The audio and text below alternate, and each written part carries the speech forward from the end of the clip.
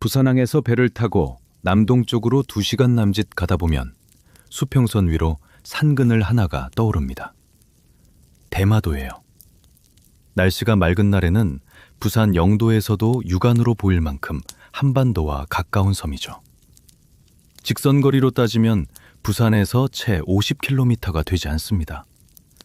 그런데 재밌는 게 이 섬에서 일본 본토인 규슈 후쿠오카까지의 거리는 130km를 훌쩍 넘어요. 부산보다 2배 이상 먼 셈이죠.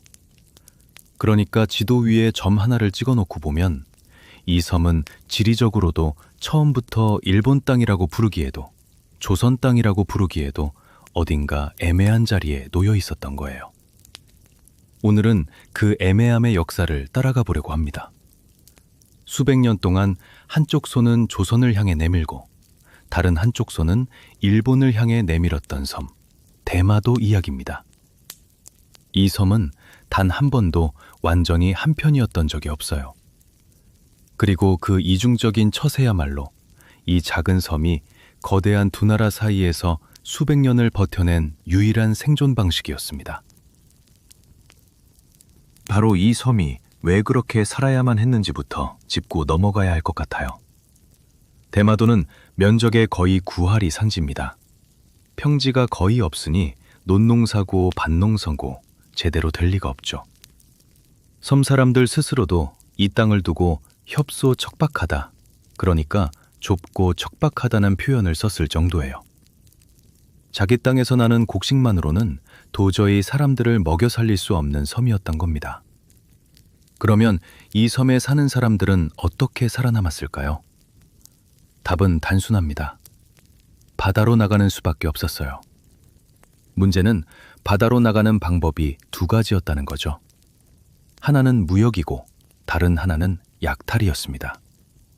풍년이 들고 교역이 순조로울 때는 점잖은 3인 행세를 하다가도 흉년이 들거나 거래가 끊기면 곧바로 해적으로 돌변하는 일이 비일비재했어요. 이게 바로 고려 말부터 한반도를 그토록 괴롭혔던 왜구의 실체와 맞닿아 있는 지점입니다. 고려 말의 상황은 정말 처참했습니다. 충정왕 시절부터 고려가 망할 때까지, 그러니까 40년 가까운 세월 동안 왜구는 무려 300여 차례나 한반도 해안을 침략했다고 전해져요. 그 출몰의 중심에 대마도가 있었던 거고요. 섬 하나가 자급자족이 안 되니 굶주린 섬 사람들 입장에서는 가까운 바다 건너에 곡식 가득한 마을이 있는데 그걸 그냥 두고 보기가 어려웠던 거죠. 물론 그렇다고 약탈이 정당화되는 건 절대 아닙니다만 적어도 이 섬이 왜 그토록 오랫동안 해적의 소굴 노릇을 했는지, 그 배경에는 이런 지리적 숙명이 깔려 있었다는 걸 알아둘 필요가 있어요. 결국 고려도 가만히 있지만은 않았습니다. 1389년 창왕 시절에 박위가 이끄는 함대가 대마도를 첫 번째로 정벌했고요. 조선이 건국된 직후인 1396년에는 태조 때 김사영이 다시 한번 대마도로 군선을 몰고 갔습니다. 이게 2번째 정벌이었어요. 하지만 이 2차례의 정벌로는 왜구의 뿌리를 완전히 뽑지 못했습니다.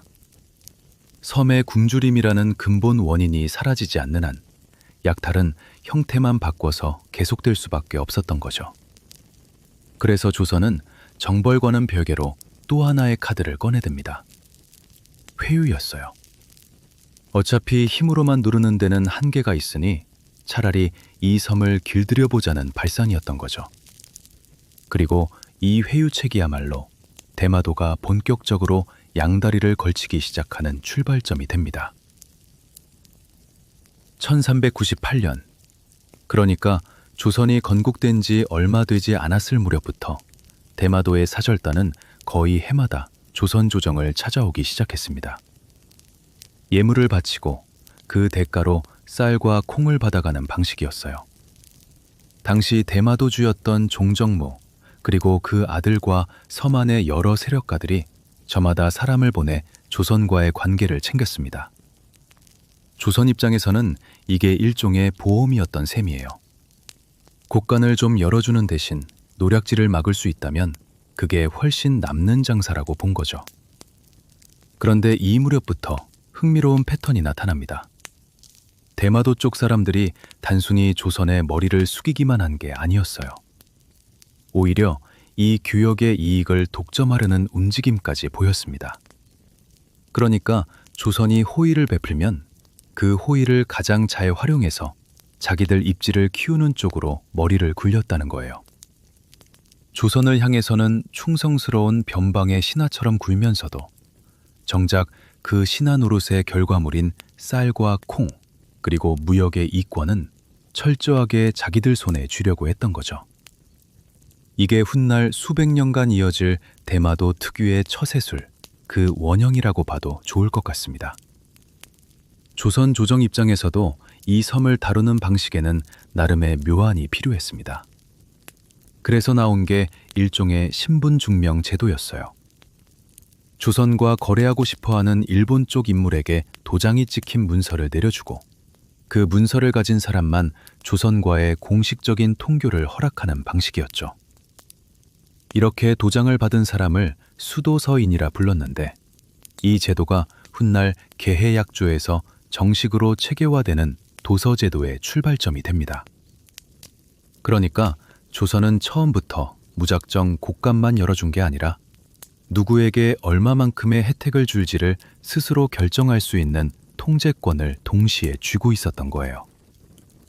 회유와 통제, 이 두 가지를 같이 가져가는 솜씨가 조선 외교의 특기였다고도 할 수 있겠습니다. 문제는 이 회유책이 맞는 열쇠는 아니었다는 점입니다. 조선이 아무리 곳간을 열어줘도 그건 어디까지나 평시의 이야기였어요. 정작 섬에 정말로 큰 흉년이 들거나 무역선의 왕래가 끊기는 비상 상황이 오면 약탈의 유혹은 다시 고개를 들었습니다. 회유와 약탈, 조공과 노략질이 한 몸처럼 붙어 다니는 구조였던 거죠. 그리고 1319년 봄, 결국 일이 터지고 맙니다. 충청도 비인년, 그러니까 지금의 충남 서천 일대에 왜구가 들이닥쳐 큰 피해를 입힌 사건이 발생한 거예요.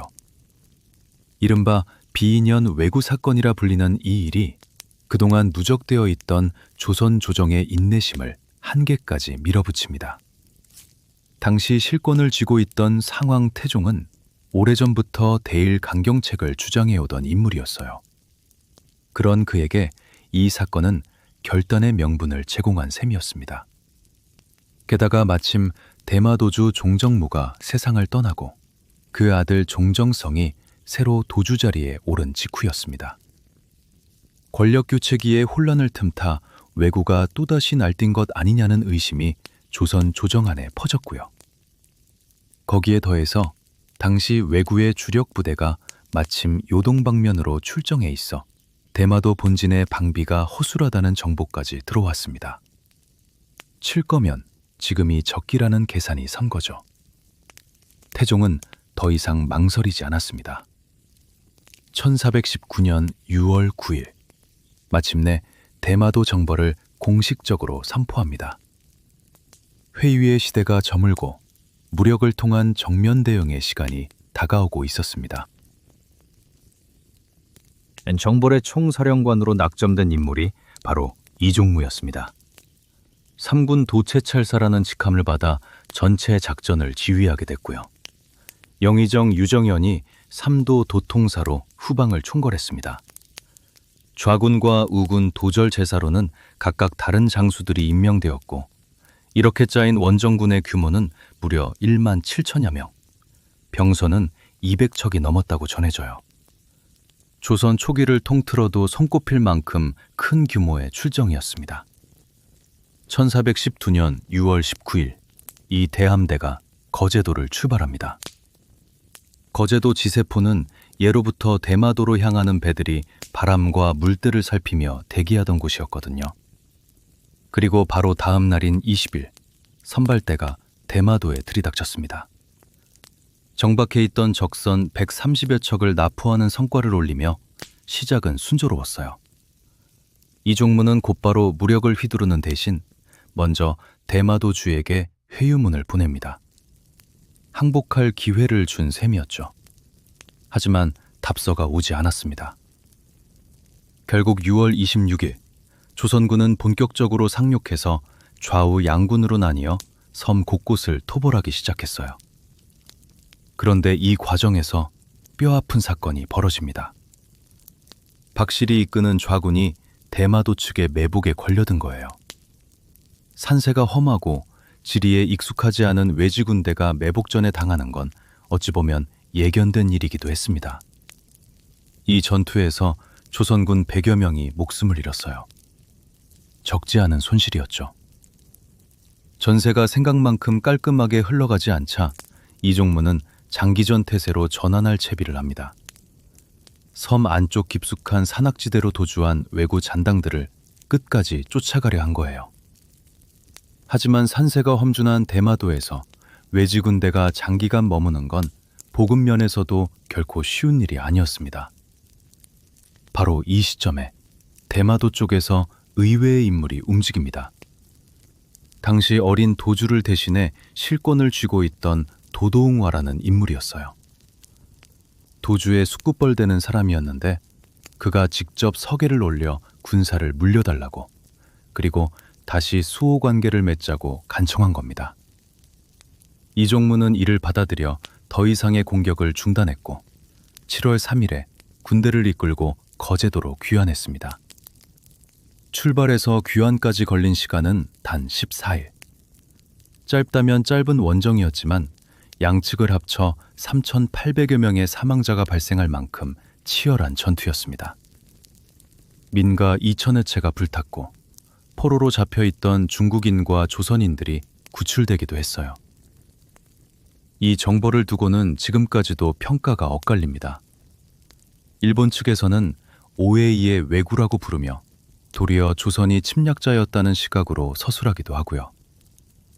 또 누군가는 1만 7천 명을 끌고 가서 100여 명의 전사자만 내고 돌아온 걸 두고 패전이라 부르기엔 무리가 있다고 말하기도 합니다. 어느 쪽 해석이 맞든 분명한 사실 하나는 있습니다. 이 정벌 이후로 조선의 바다에는 임진왜란이 터지기 전까지 약 200년에 가까운 시간 동안 그 이전과는 비교할 수 없을 만큼의 평화가 찾아왔다는 것. 대규모 함대를 빠르게 움직이고 화포로 적선을 제압하는 조선 수군의 저력을 이 짧은 보름 동안의 완정이 똑똑히 보여준 셈이었습니다. 하지만 정작 더 흥미로운 이야기는 이 정벌이 끝난 다음부터 시작됩니다. 정벌이 끝나고 채 1년도 지나지 않은 1420년, 대마도 쪽에서 조선 조정에 뜻밖의 청원을 올립니다. 아예 대마도를 경상도의 한 고을로 편입시켜달라는 내용이었어요. 들으면 들을수록 놀라운 요청이죠. 무력으로 얻어맞은 지 얼마 되지도 않은 섬이 스스로 조선의 행정구역이 되겠다고 자청한 거니까요. 세종은 이 제안을 고지곳대로 받아들이지는 않았습니다. 대신 더 영리한 방식을 택했어요. 대마도주를 아예 조선의 신하로 임명해서 안보의 울타리 안으로 끌어들이는 한편 1426년에는 경상도의 제포, 부산포, 연포 이렇게 세 곳의 항구를 열어 합법적인 무역을 허락한 겁니다. 흔히 삼포라고 불리는 이 항구들이 바로 그것이죠. 회유는 하되 결코 통제권은 놓지 않겠다는 계산이었습니다. 그리고 1443년 이 관계가 좀 더 구체적인 형태로 정리됩니다. 개해약조였어요. 일본 통신사로 파견됐던 변형문이 귀국길에 대마도주 종정성과 맺은 조약인데 실무는 대마도 채찰사 이해가 주도했고 신숙주도 협상 과정에서 한 몫을 했다고 전해집니다. 내용은 이랬습니다. 대마도주에게는 해마다 쌀과 콩을 합쳐 200섬을 내려준다. 그리고 대마도주는 1년에 50척의 세견선을 보낼 수 있다. 다만 이 배들은 반드시 조선이 발급한 도서가 찍힌 증명서를 지참해야만 입항할 수 있다는 거였죠. 이 도서라는 게 핵심이었습니다. 일종의 공식 인장이자 통행증인데 이걸 발급할 권한이 조선에게 있었고 그 발급 대상은 사실상 대마도주 한 사람에게 집중되어 있었어요. 다시 말해서 일본 안에 어떤 세력이든 조선과 합법적으로 거래를 하고 싶다면 반드시 대마도를 거쳐야만 하는 구조가 만들어진 겁니다. 조선은 통제권을 쥐고 대마도는 그 통제권을 위임받아 독점적인 중개지위를 누리는 그림이었죠. 그런데 이 구조를 일본 쪽에서 보면 또 다른 풍경이 펼쳐집니다.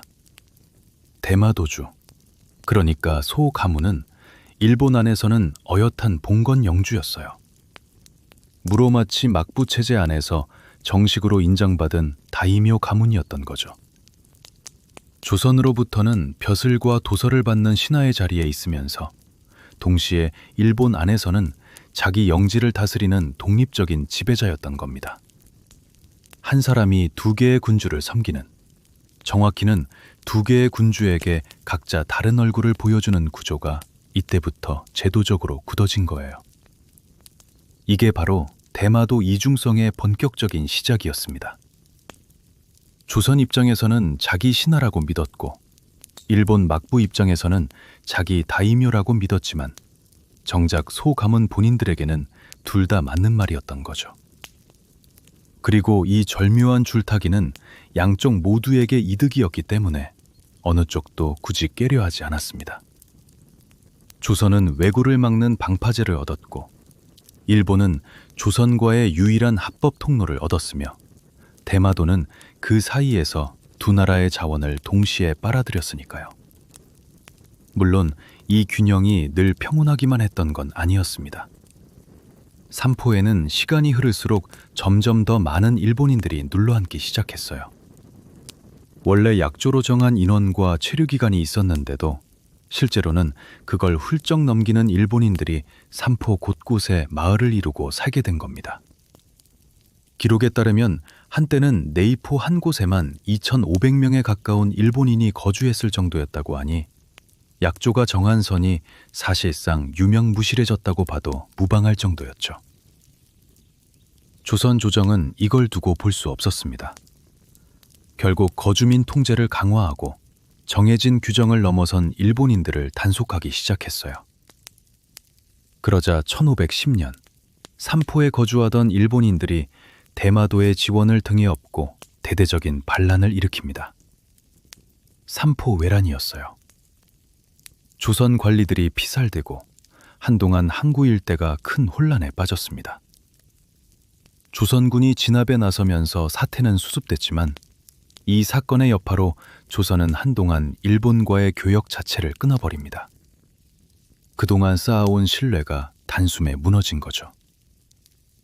결국 임신약조가 새로 맺어지면서 거주와 무역의 조건은 예전보다 훨씬 까다로워졌고 한때 세 곳이나 열려있던 항구도 제포 한 곳으로 축소됩니다. 줄타기란 게 본래 그런 겁니다. 균형이 깨지는 순간 둘 중 하나는 추락하게 되어 있죠. 대마도는 이 사건으로 한 번 호되게 깨지고 나서야 조선이 베푸는 호의에는 분명한 한계선이 있다는 걸 다시 배워야 했습니다. 그리고 그 아슬아슬한 균형이 가장 극단적인 형태로 시험받는 순간이 80여 년 뒤에 찾아옵니다.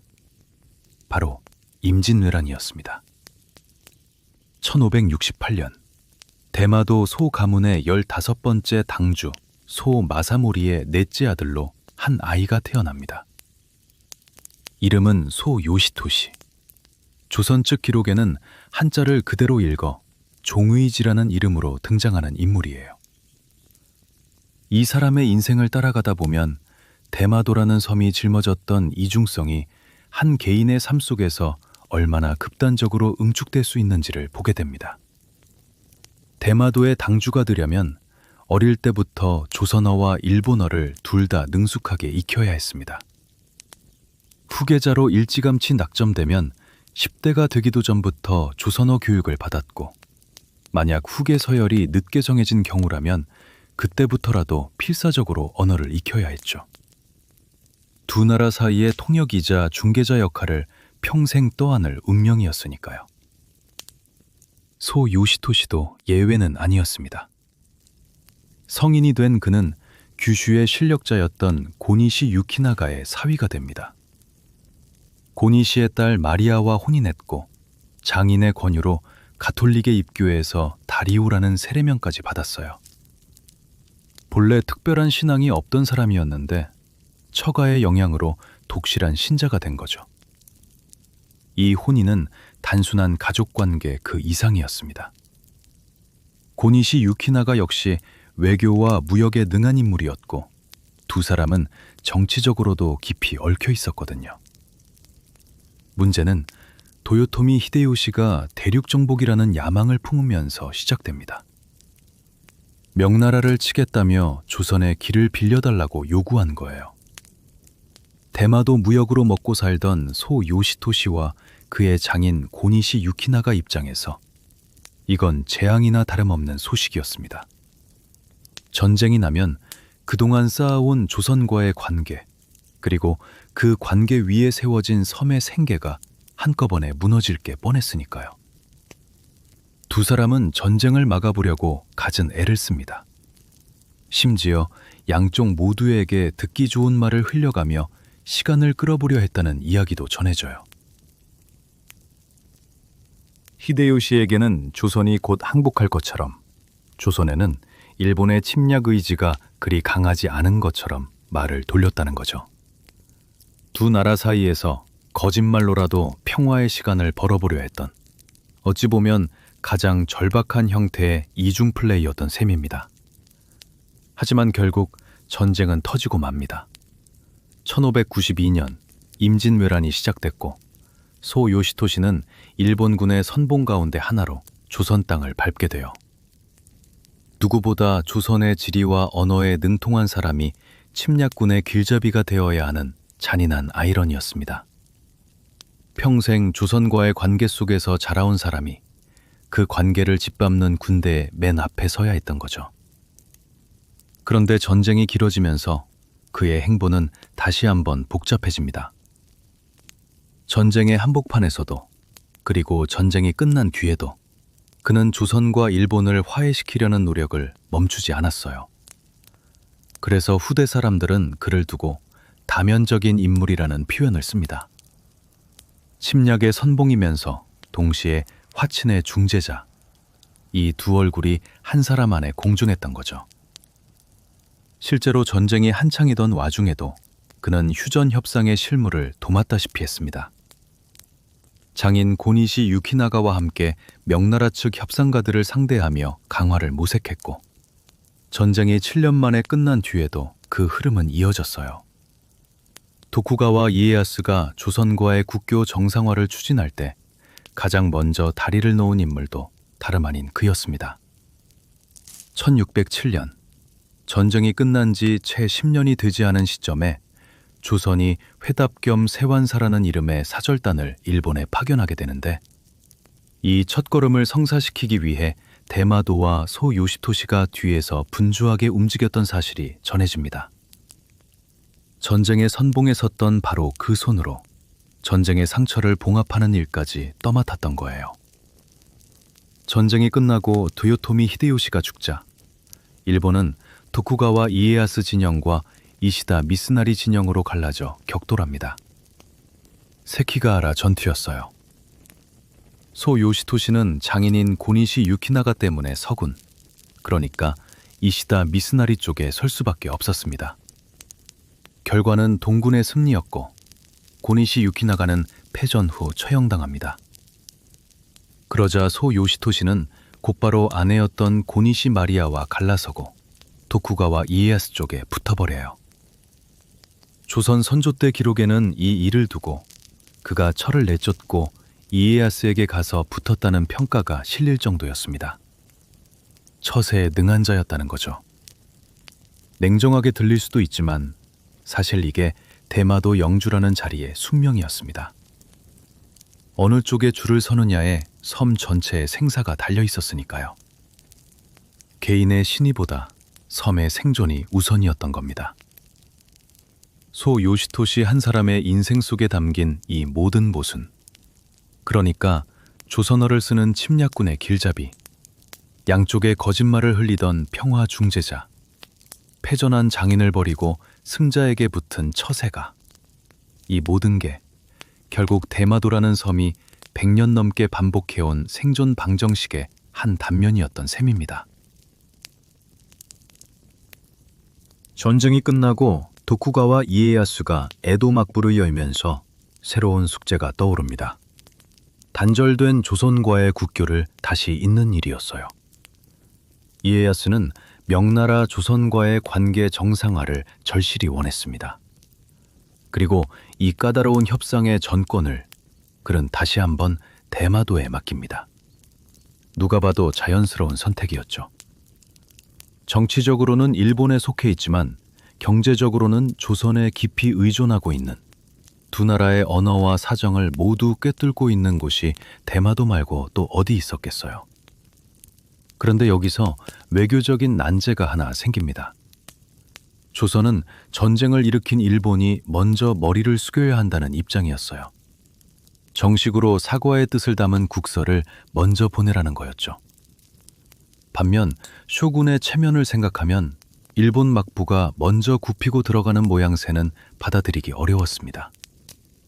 양쪽 모두 자존심 때문에 한 발짝도 물러서지 않는 교착 상태가 이어졌어요. 이 막다른 골목에서 대마도가 택한 방법은 솔직히 말하면 사기에 가까웠습니다. 양쪽이 보내는 국서를 슬쩍 손봐서 듣고 싶어하는 말로 바꿔치기 한 거예요. 조선이 보내는 국서의 내용을 일부 고치고 예물 목록인 별폭의 수량을 부풀려 막부 쇼군의 환심을 사려 했습니다. 반대로 일본에서 조선으로 보내는 답서에는 원래 일본 국주라는 표현이 쓰여 있었는데 조선 측이 이 표현에 이의를 제기하자 국주를 국왕으로 슬쩍 고쳐서 다시 보내기도 했어요. 양쪽 모두에게 각자 원하는 그림을 보여주는 정교한 눈속임이었던 거죠. 놀랍게도 이 위태로운 줄타기는 한동안 제법 잘 굴러갔습니다. 1609년에는 기후약조가 체결되면서 제한적이나마 무역이 재개됐고요. 조선통신사의 왕래도 다시 시작됐습니다. 대마도 번주소 가문과 그 가신 가문인 야나가와 가문이 이 모든 위조와 조율의 실무를 함께 맡아왔어요. 야나가와 가문은 대대로 막부와 대마도를 오가며 절충점을 찾는 역할을 했고 그 과정에서 막부 안에 상당한 인맥까지 쌓아두고 있었습니다. 그런데 이 정교한 거짓말의 답이 결국 무너지는 순간이 옵니다. 1635년이었어요. 당시 대마도 번주소 요시나리와 그의 가신 야나가와 시게오키 사이에 권력 다툼이 벌어집니다. 야나가와 시게오키는 더 이상 소 가문의 신하로 남고 싶지 않았어요. 막부에 직속된 독립적인 무사, 그러니까 하타모토가 되고 싶었던 거죠. 소 가문과의 이중적인 주종 관계를 아예 끝내버리려 한 겁니다. 그래서 그는 소 가문을 무너뜨릴 결정적인 카드를 막부에 꺼내듭니다. 바로 그동안 대마도가 저질러온 국서 위조 사실을 폭로해버린 거예요. 당시 쇼군이었던 도쿠가와 이에미스는 이 폭로를 듣고 곤혹스러운 입장에 놓입니다. 10년도 더 지난 사건을 이제 와서 다시 들춰내고 조선과의 외교를 처음부터 다시 협상해야 한다는 건 너무나 번거로운 일이었거든요. 센다이 번주 다테 마사무네를 비롯한 몇몇 유력 다이묘들은 소 요시나리 쪽을 지지하고 나섰습니다. 그래서 이에미스는 묘한 결정을 내립니다.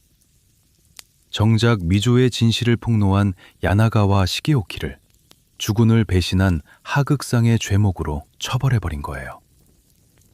진실을 밝힌 사람이 벌을 받고 거짓을 일삼던 소 요시나리는 오히려 지위를 보전받는, 누가 봐도 앞뒤가 안 맞는 결말이었습니다. 하지만 막부 입장에서는 그게 가장 편리한 선택이었던 거죠. 일본에서는 이 사건을 야나가와 이켄이라고 부릅니다.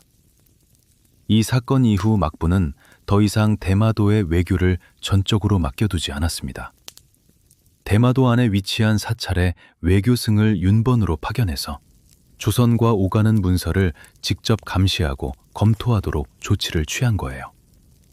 그동안 대마도가 누려왔던 거의 독점적인 재량권에 처음으로 제동이 걸린 순간이었습니다. 두 나라 사이에서 거짓말로 균형을 잡던 줄타기가 결국 그 거짓말 자체로 인해 휘청거린 셈이죠.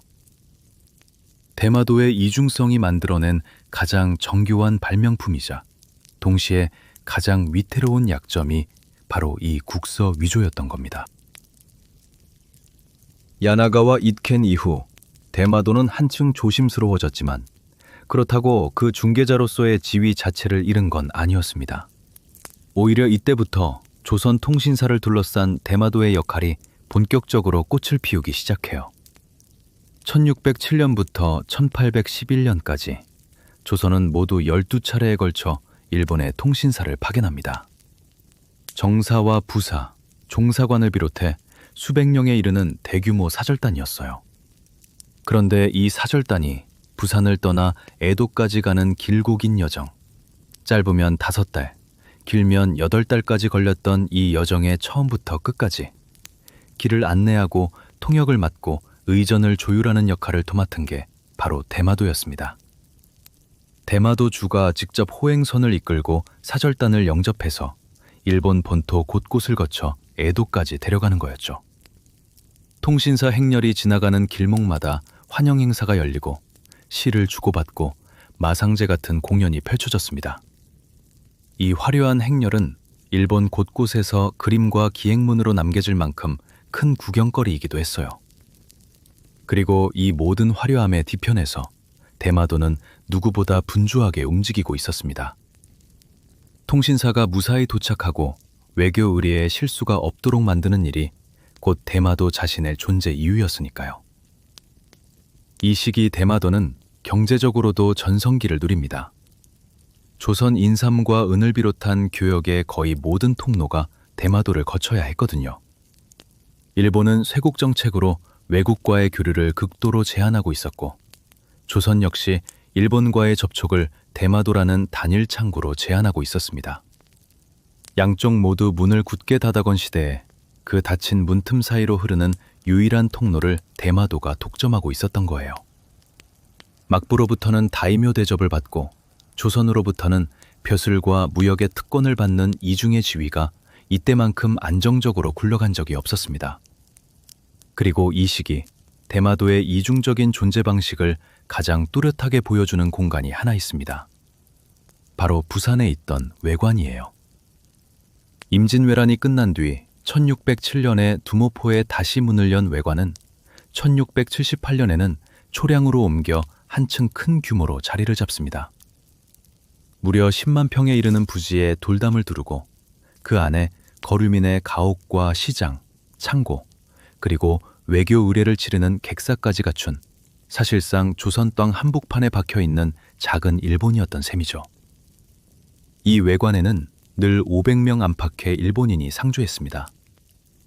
용두산을 중심으로 동관과 서관으로 나뉘어 있었는데 동관에는 외교와 무역 실무를 맡은 대마도 사람들이 거주하며 관수가에서 생활했고 서관은 본토에서 건너온 사절들이 머무는 공간이었어요. 흥미로운 건 허가받지 않은 조선인은 이 담장 안으로 들어갈 수 없었고 반대로 일본인 역시 허가 없이는 담장 밖으로 나갈 수 없었다는 점입니다. 조선 땅 위에 세워졌지만 조선의 일상과는 단절된, 그러면서도 동시에 조선이라는 나라의 허락 없이는 단 하루도 존속할 수 없는 공간이었던 거죠. 대마도라는 섬 자체의 처지를 그대로 축소해 놓은 듯한 풍경이었습니다. 그런데 이 단절된 담장 안에서도 묘한 교류는 이어졌습니다. 스시마번이 세운 초량 관어학수에서는 일본인 유학생들이 조선어를 배웠는데 교재로 춘향전이나 임진록 같은 이야기책을 쓰기도 했다고 해요. 단순히 말만 배우는 게 아니라 조선 사람들의 정서와 풍습까지 익히려 했던 겁니다. 한의학을 배우러 외관까지 찾아온 일본인들도 있었고요. 담장은 단절을 위한 것이었지만 그 담장 안에서조차 두 문화는 끊임없이 서로를 곁눈질하고 있었던 셈입니다. 이 외관은 1876년 강화도 조약으로 부산이 개양되면서 비로소 그 이중적인 성격을 벗어던지고 일본인들이 공식적으로 거주할 수 있는 전관 거류지로 탈바꿈하게 됩니다. 하지만 화려한 시절에도 균열의 조짐은 조금씩 쌓이고 있었어요. 통신사 한 번을 치르는 데 들어가는 비용이 일본 측에도 조선 측에도 점점 큰 부담으로 작용했습니다. 그래서 1811년 마지막 통신사 행렬은 에도까지 가지 않고 대마도에서 국서를 교환하는 것으로 간소화됩니다. 역지 통신이라고 불리는 방식이었어요. 한때 에도까지 이어지던 화려한 행렬이 이제는 대마도 안에서 조용히 마무리되는 의식으로 줄어든 거죠.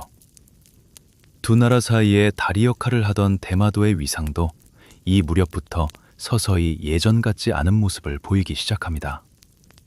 그리고 이로부터 반세기가 채 지나기 전에 대마도가 그동안 의지해왔던 토대 자체가 송두리째 흔들리는 사건이 일본 전역을 휩쓸게 됩니다. 19세기 중반, 일본은 거대한 변혁의 소용돌이에 휘말립니다. 미국 페리 제독의 흑선이 개항을 요구하며 나타났고, 이를 계기로 막부의 권위는 빠르게 흔들리기 시작했어요. 결국 1867년 대정봉환과 왕정복고를 거쳐 약 250년간 일본을 지배해온 에도 막부가 무너집니다. 메이지 유신의 시작이었습니다. 대마도번 역시 이 격변의 한복판에 휘말립니다. 1868년 보신 전쟁이 벌어지자 대마도번은 병사를 동원해 오사카 일대까지 진군하며 신정부, 그러니까 천황을 받드는 진영의 편에 섭니다. 오랜 세월 막부의 다이묘로 살아온 대마도가 이번에는 그 막부를 무너뜨리는 쪽에 가담한 셈이었어요. 또 한 번의 줄서기였던 거죠. 다만 이번 줄서기는 섬의 운명을 완전히 다른 방향으로 끌고 갑니다. 1869년 판적봉환이라는 조치가 시행됩니다. 각번의 영주들이 자기 영지와 영민을 천황에게 자발적으로 반납하는 절차였어요. 대마도 번주였던 소 요시아키라도 예외가 아니었습니다. 그는 영지를 반납하고 대신 새로 개편된 이즈하라번의 번지사로 임명됩니다. 그동안 스시마 후추라는 이름으로 불리던 지명도 이때부터 이즈하라로 바뀌었어요. 하지만 이건 시작에 불과했습니다. 1871년 8월 메이지 정부는 전국의 다이묘들을 도쿄로 불러 모은 자리에서 사전 예고도 없이 폐번치연을 선포합니다. 전국의 모든 번을 일거에 폐지하고 중앙정부가 직접 통제하는 현으로 바꿔버리는 조치였어요. 갑작스러운 발표에 다이묘들은 손쓸 새도 없이 자신들의 영지를 빼앗긴 채 그 자리에서 물러나야 했습니다. 이즈하라번 역시 이 흐름을 피해가지 못했어요. 같은 달 이즈하라 현이 설치됐고 9월에는 이마리 현에 편입됩니다. 이후 몇 차례 행정구역 개편을 거쳐 1876년에는 최종적으로 나가사키 현의 관할 아래 들어가게 됐습니다. 소 가문은 어떻게 됐을까요? 영지도, 통치권도 모두 잃은 대신 화족이라는 새로운 신분을 받았습니다. 일본 근대 귀족제도 안의 한 자리였어요. 명예는 남았지만 더 이상 독자적인 영주도, 조선과 협상하는 외교의 주체도 아니었습니다. 수백 년 동안 대마도가 누려왔던 그 모든 특수한 지위, 조선의 신하이자 일본의 다이묘라는 이중의 정체성이 이 순간 완전히 사라져버린 거예요. 이제 대마도의 모든 것은 도쿄에서 결정되는 하나의 행정구역으로 환원됐습니다. 조선의 입김도, 막부와의 독자적인 협상력도 더는 끼어들 자리가 없는 시대가 열린 거죠. 생각해보면 의미심장한 결말입니다. 대마도가 그토록 오랫동안 이중적인 자리를 유지할 수 있었던 건 역설적으로 조선과 일본 두 나라가 각자 자기 방식대로 이 섬을 필요로 했기 때문이었어요. 조선은 왜구를 막는 방파제로, 일본 막부는 조선과의 유일한 통로로 대마도를 붙들어뒀습니다. 그런데 근대 국민국가라는 새로운 체제가 들어서면서 더 이상 그런 모호한 중간지대를 용납하지 않게 된 거예요. 국경은 명확해야 했고 영토는 단 하나의 주권에 속해야 했습니다. 줄타기를 허락하던 시대 자체가 끝나버린 거죠. 흥미롭게도 이 섬을 둘러싼 질문은 여기서 완전히 멈추지 않았습니다. 제2차 세계대전이 끝난 직후 이승만 대통령이 대마도에 대한 영유권을 주장하며 반언을 요구했던 일화가 전해지거든요. 비록 국제적으로 받아들여지지는 못했고 공식적인 외교 절차로 이어지지도 못했지만 수백 년 전 한 섬이 두 나라 사이에서 머물렀던 그 애매한 위치에 대한 기억이 현대에 들어서도 잠깐이나마 다시 메아리 쳤다는 사실 자체가 흥미롭습니다. 그리고 이보다 훨씬 더 가까운 시기에 대마도와 한반도 사이를 오간 또 다른 이야기가 있습니다. 고려 충수광 때인 1330년에 만들어진 금동 관음보살 좌상이라는 불상이 있었어요. 본래 서산 부석사에 모셔져 있던 이 불상은 고려 말, 그러니까 왜구가 한창 기승을 부리던 시절에 약탈당해 대마도로 건너갔고 이후 수백 년 동안 대마도의 한 사찰에 보관되어 있었습니다. 그런데 2012년 절도범들이 이 불상을 다시 몰래 한국으로 들여오다 붙잡히면서 뜻밖에도 647년 만에 불상이 고향 땅을 다시 밟게 됩니다. 부석사는 원래 자기 절의 소유물이었다며 소송을 걸었고 이를 두고 무려 10년 넘게 법정 다툼이 이어졌어요. 결국 2023년 대법원은 일본 사찰이 오랜 세월 점유해온 사실 자체가 법적인 소유권으로 인정된다며 일본 측에 손을 들어줬습니다. 부석사에서 100일 동안 마지막 인사를 나누는 친견 법회를 마친 뒤 이 불상은 결국 2025년 다시 대마도로 돌아갔습니다. 600년 넘게 떠돌았던 불상 하나가 결국 어느 쪽에도 완전히 속하지 못한 채 2번이나 바다를 건넌 이 이야기는 묘하게도 대마도라는 섬의 운명과 닮아 있습니다. 본래 어디에 속했었는지를 따지는 일과 지금 누구의 손에 있는지를 따지는 일이 이렇게까지 서로 다른 답을 내놓을 수 있다는 것. 그리고 그 답을 가르는 기준이 시간이라는 것. 결국 대마도라는 섬의 역사를 한 문장으로 요약한다면 이렇게 말할 수 있을 것 같아요. 처음에는 살아남기 위해 두 나라 사이에서 줄타기를 했던 섬이 나중에는 그 줄타기 덕분에 번영을 누렸고 마지막에는 역사가 더 이상 줄타기를 허락하지 않으면서 결국 한쪽으로 완전히 흡수되어 버린 이야기. 부산에서 배로 2시간이면 닿는 그 가까운 섬에는 그렇게 수백 년에 걸친 이중의 운명이 새겨져 있는 셈입니다. 오늘 달빛 역사에서는 대마도라는 섬이 1000년 가까이 짊어져 온 이중의 운명을 함께 따라가 봤습니다. 굶주림 때문에 조공과 약탈을 오가야 했던 고려 말부터 이종무의 정벌과 개해 약조로 양다리가 제도화되던 시절, 종의지라는 한 인물의 삶 속에 응축됐던 침략과 화친의 두 얼굴, 국서를 위조해가며 두 나라를 동시에 속이던 야나가와 잇켄, 그리고 통신사와 외관이 함께 번영하던 시절을 지나 마침내 패번치연으로 그 모든 줄타기가 강제로 끝나버리기까지. 그 사이사이에 한 사람의 인생이 있었고 도장 하나로 통제되던 무역이 있었고 바다를 2번 건넌 불상 하나가 있었습니다. 어느 한쪽에도 완전히 속하지 못했던 섬. 그래서 두 나라 모두에게 필요했고 또 그래서 두 나라 모두에게 의심받았던 섬. 그 섬의 이야기가 오늘 여러분께 조금이나마 새롭게 다가갔길 바랍니다. 오늘도 달빛 역사와 함께 해주셔서 감사합니다. 편안한 밤 되세요.